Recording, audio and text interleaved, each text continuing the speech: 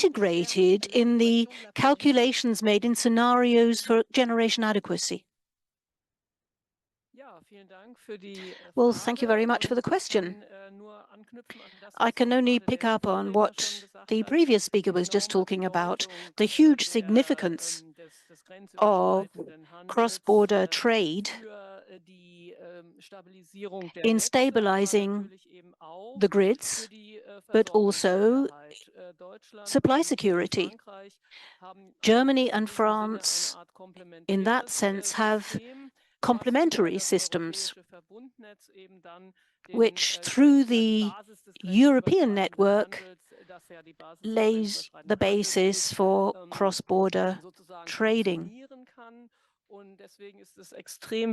And it's very important that any measures that we can be implemented from this new energy market design so that cross-border trading capacity can be stabilized and increased where necessary, so that these benefits, these gains can be achieved. And perhaps a quick note before I move on to the second part of your question. In the crisis, we saw how important the single market is when it functions, because fluctuations were leveled out as a result, which had happened after the disruption caused by the lack of Russian gas, and the possibility of compensating for that through greater European trade, and the cooperation between France and Germany that happened there. So here the single market generated its crisis resilience, and at the same time, for the long-term prospects, more networks or network expansion is required, more capacity is required in an energy system that is increasingly resorting to renewables. And we're seeing this increase as a very positive thing. As regulators, we want to support it in order to achieve our decarbonization targets. We think it's very important and absolutely indispensable. And that system itself increasingly calls for greater integration and a functioning single market. At the same time, of course, it serves the security of supply and more affordable security of supply. That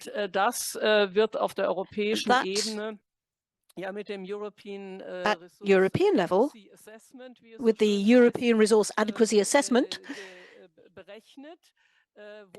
that is calculated. Data is taken from the networks about the consumption of all European countries, and an attempt is made to optimize this in the sense I was just describing, that together, through trading and the rules that are required by that overarching network, serve energy security of supply. So all these things are interlinked. Achieving secure supply, having a viable, functioning single market in the short term, but above all in the long term. So all these things are interrelated. And in our various national resource adequacy assessments, these things are included in the calculations. So, Yvon Faucheux, I'm going to ask you the same question. Probably you're going to give me a similar answer, which is how on the French side, these things are integrated when calculating for scenarios. I just wanted to add two little ideas to what Annegret was saying. The first is that we have a broader network, a more resistant network. And it's a bit like a spider's web. If you have a small network, you're more likely to have disruptions. But as we have this big spider's web, and that is one of the reasons for this extension at European level, where the heart, if you like, is still this core zone around France and Germany, you become more resistant if you have any incident in the network. That's very important. And the bigger the network, the better that will be. And there's a second point, which is these interconnectors enable us to converge pricing. And this is a subject, Patrice talked about it a bit, but you know, Nathalie, you know how I function. if you're an exporter, prices for consumers tend to increase when you have an interconnector because you can export your electricity, which means you sometimes have to buy things more expensively. But the regulator needs to watch that because there's also a price for producers. And if you compare this with other fossil energies, there is a financial system.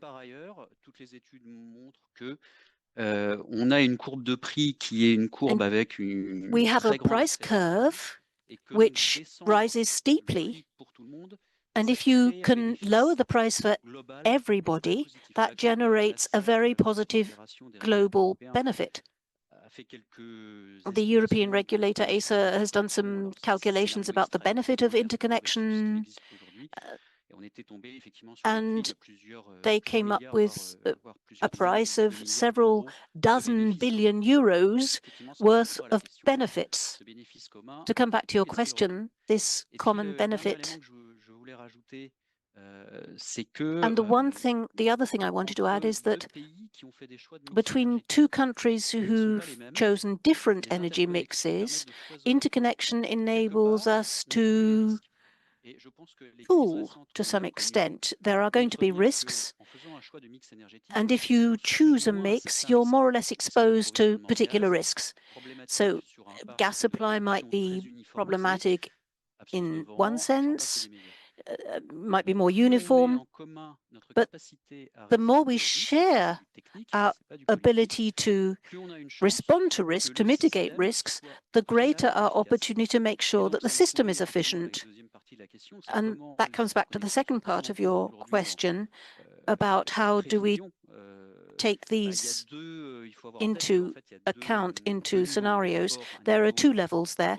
There's the European level, where we try to draw up a vision of balance with the latest information, and there's an adequacy. For example, we draw up a provisional balance in France, and then we can see more or less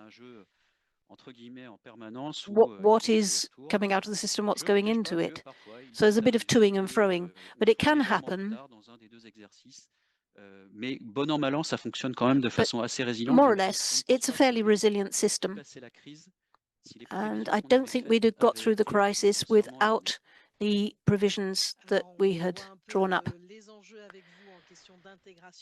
So integration in your calculations, and you've, to some extent, brought me on to my next question, because you were talking about security and you're going to be talking about price. How do these electric interconnectors between France and Germany encourage synergy between the two electrical systems? What do you think of that, Ms. Gröbel? What can you tell us? Yes, the interconnectors are, if you like, the putty, the link between the two systems. We couldn't do it without them. And the more capacity we put into those cross-border nodes or interconnectors, the better the exchange, based on what Ivan was just talking about us, can, with the price differences and so forth, can function. That is the big advantage of the interconnectors and the interconnector capacity. And we can see here that in practice, of course, this is a very challenging objective, this 70% trading capacity, in shorthand, leaving out the technical details. We can see in Germany that we're on the right road. At the moment, we've achieved about 60%, and we hope that the 70% can be achieved by the 1st of January 2026. But we have to bear all this in mind in connection with the, let's say, the margin conditions, the peripheral conditions for network stability. We need network security, And in certain situations, that enables us to deviate to make sure that security of supply is not at risk. It's important to bear that in mind. The objective per se is very challenging, but it's not an absolute. We mustn't regard it as absolute. We have to bear in mind the context. And as I said, we have to recognize the link between network capacity, network stability, and network safety or security, if you like, and facilitating trade. The things are inseparable, and we have to make sure that the conditions ensure that trading is optimized in the interest of everyone's well-being.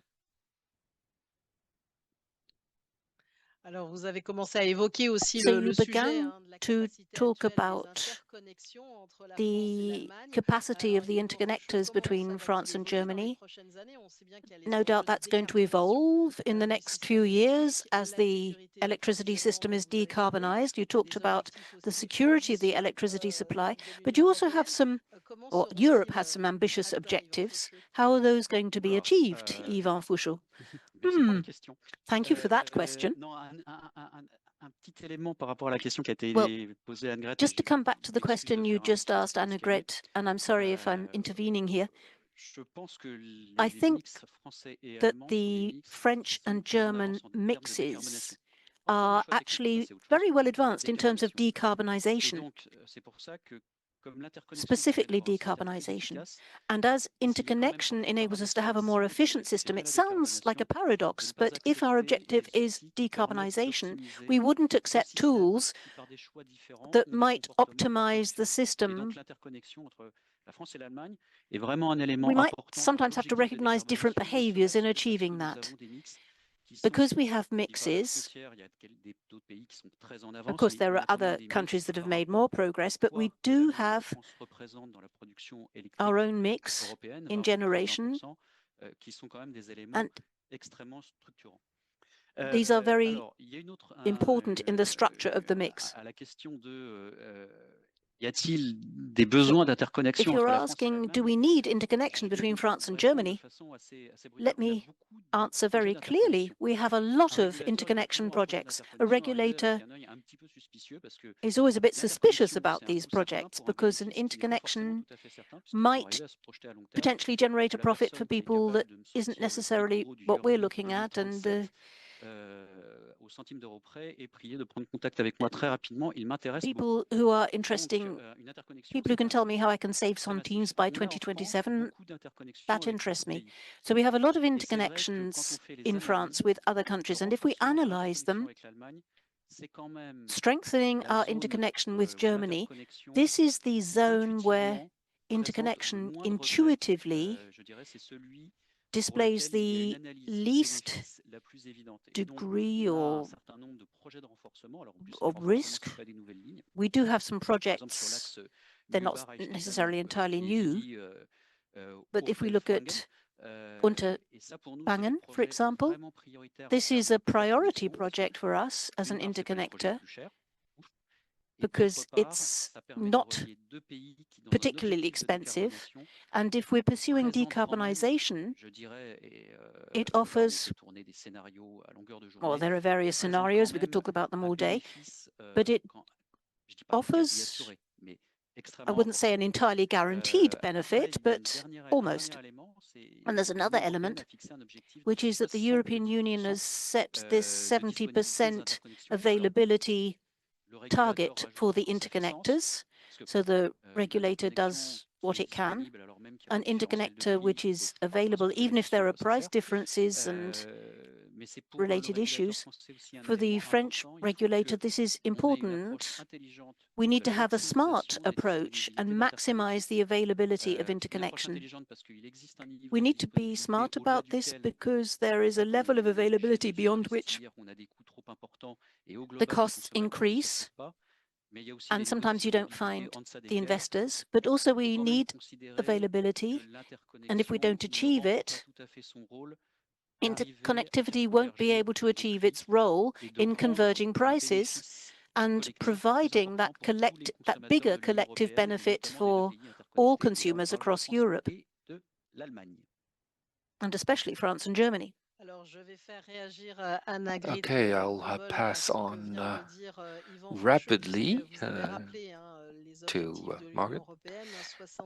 You mentioned that there's a 70% availability of interconnectors in Europe that is to be attained. And do you think that we can obtain it? We have to achieve that level. But I agree absolutely to what Yvonne just said, that we have to be smart about it.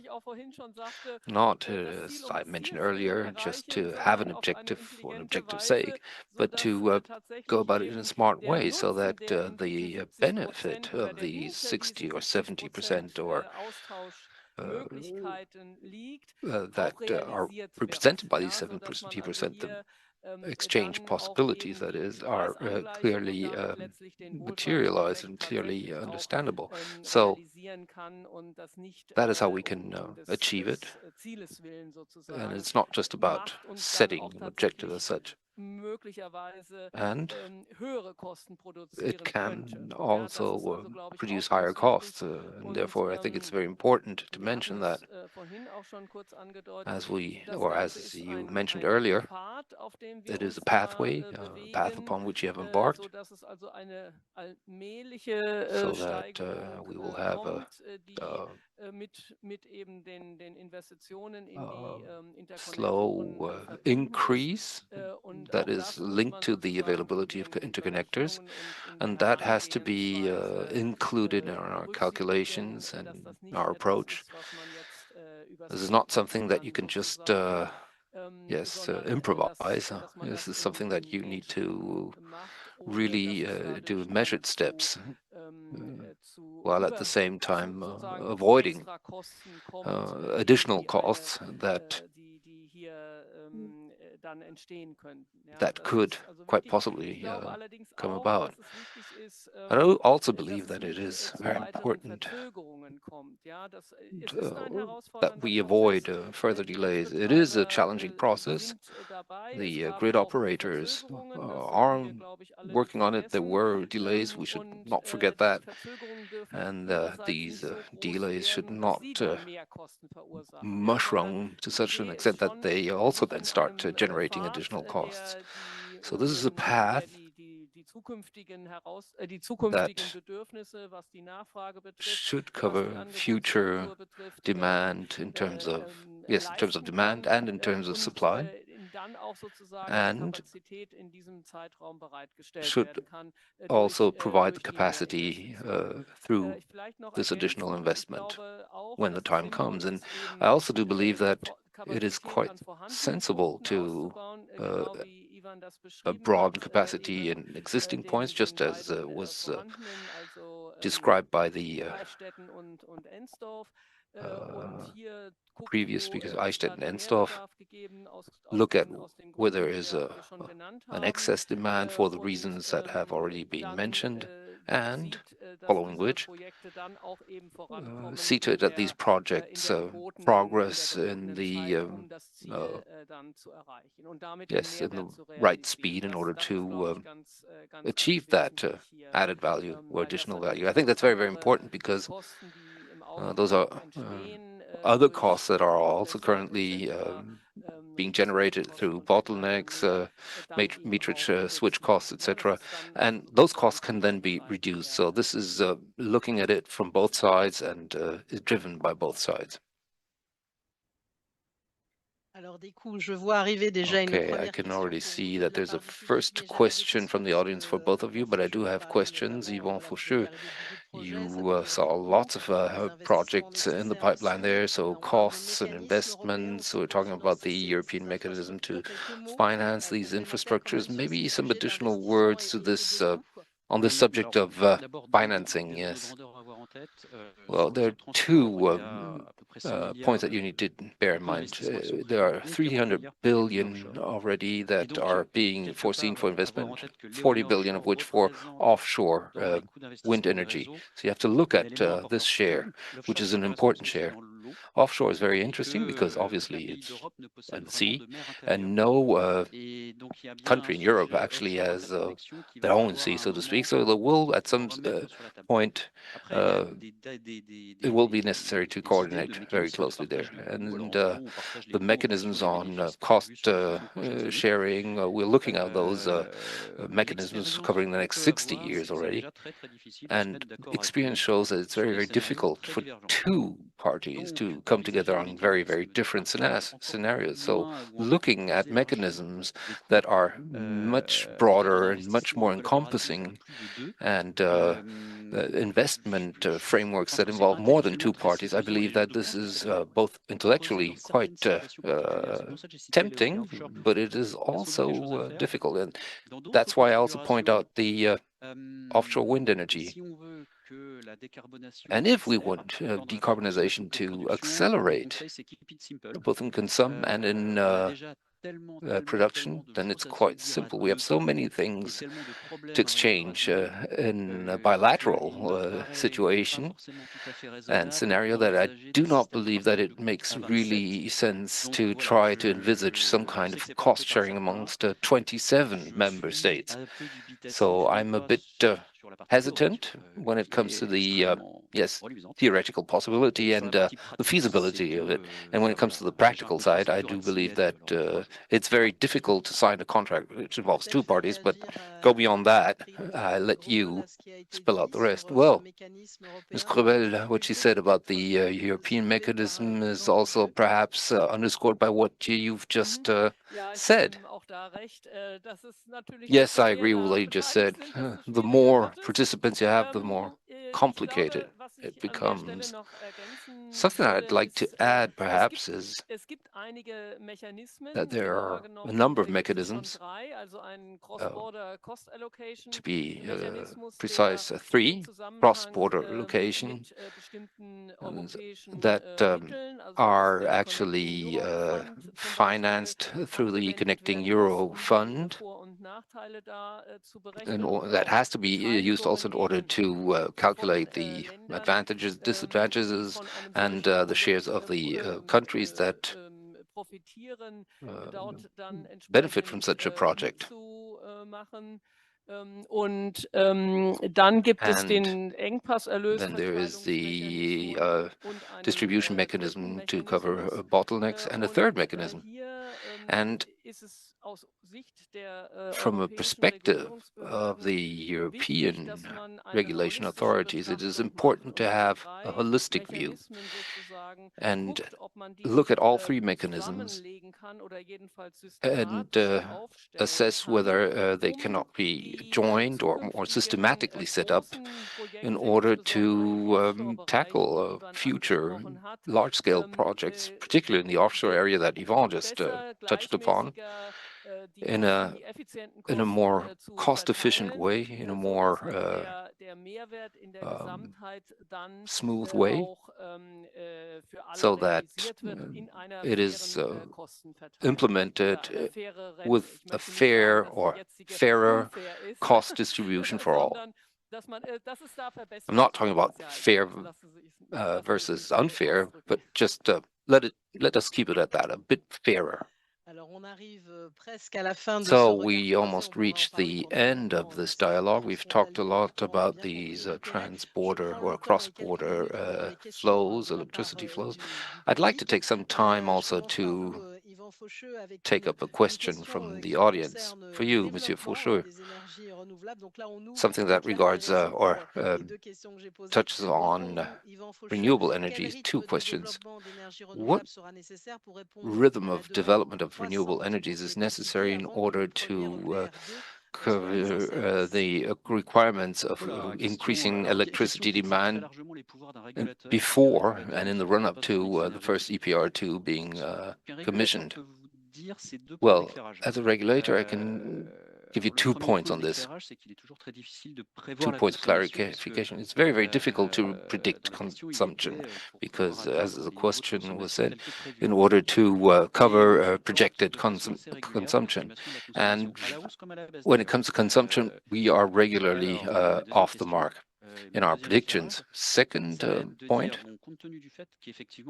taking into consideration that there is a calendar when it comes to the commissioning of the EPR2 nuclear utilities, I think obviously we want to make sure that this happens in the quickest possible way. But on the other hand, if the electrification of our country actually gathers pace, which is something that has been already mentioned, and I said electricity being produced and consumed in Europe. So actually, coal and gas are not being produced in Europe. So, and if this area is growing because we have an economy sector that is growing, will that then be, when it comes to the consumption, something that we will not have anticipated because we will not have fielded new production units? Well, in France, given the structure of the market, if there is a reduction of production, if there's investment in production, prices go down. But if there's no investment, then prices go up. So if we have overproduction, then prices are low, but the producers are not necessarily happy. But that might also then lead to an increase of consumption. So there's a bit of a difficult patch there that can last also quite long, actually. But if we have not invested enough in decarbonized production, then we might put the brakes on either economic growth or also on the utilization of or development of electrification, which are necessary for the energy transition, which is this is a personal view, not the regulator's official view. I don't think that we will be able to obtain enough or sufficient autonomy vis-à-vis the other blocks. And maybe this autonomy gained on the back of this Franco-German cooperation might be an asset for the future. Well, thank you very much for this, both for this personal view and the view of the regulator. Ms. Gröbel, one question for you. Maybe if you could stick to 2 minutes, because we're coming up to the break here. So the supply security.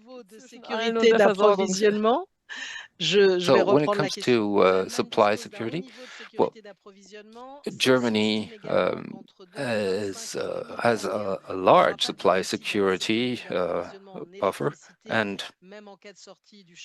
even in phasing out coal 2013, that will not be affected. What are the measures that you envisage for that period between 2025 and 2030? Not easy, you have 2 minutes. Well, you already said it, there's no deficit. And you also know that the federal government has made a proposal to develop a capacity market, the so-called Act for Utility Security, which foresees the relevant mechanisms to ensure supply security at the required level, and at the same time also facilitate investment in new utilities and decarbonized utilities. This act has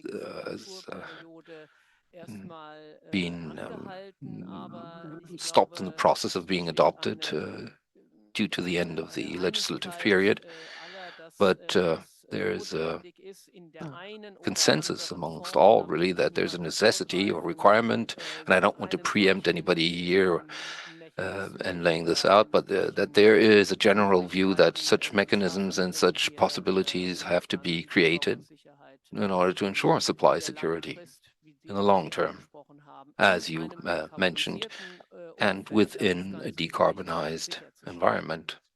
That has to be certainly be safeguarded. Merci beaucoup Well, à thank you tous very les deux much. d'avoir parlé évidemment des réseaux Thank you very électriques, mais much de beaucoup for d'autres sujets. speaking Annette about Witt, Global Directrice du the département international electricity à l'Agence fédérale allemande connections des réseaux, and so many other Yvan points, Faucheux, membre du and collège de Nette la Gröbel Commission and régulation Yvon de l'énergie. Faucheux. On va donc marquer une Thank you courte very pause de much. 15 We will minutes et on va se break retrouver pour for la suite et roughly la fin de ce 15 forum minutes and then franco-allemand en come ligne back avec une table ronde qui to va reprendre un peu tous ces a sujets roundtable pour setup voir where comment we will associer la tackle sécurité this d'approvisionnement, la rentabilité et la topic of durabilité en France et supply, en Allemagne. Retour donc dans profitability, 15 and minutes maximum sustainability. pour la suite de ce So forum we are franco-allemand. Merci à reconvening vous at pour votre écoute. À tout de suite. 3:35 p.m. for the next chapter in this Franco-German dialogue. Thank you.